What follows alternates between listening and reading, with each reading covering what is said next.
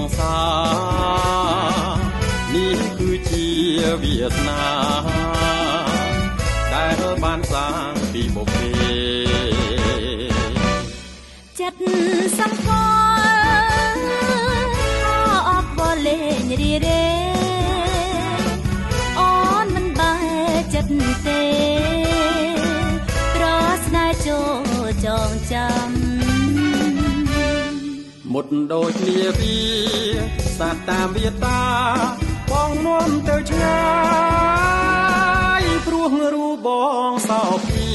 លះខេណាភិនឆាតឆ្ងា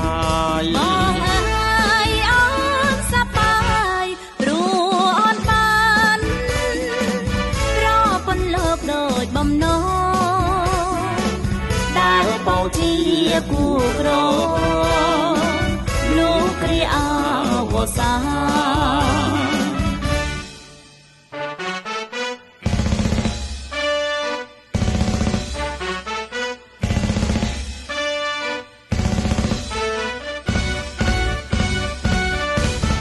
ពេលរាត្រី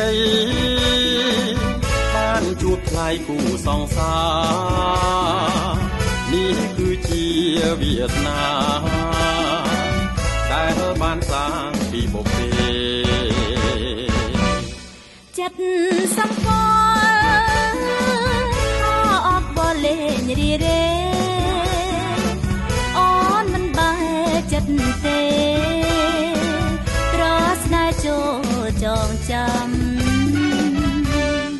មុតដូចនាវីសាតាមវាតាបងនាំទៅឆ្ងា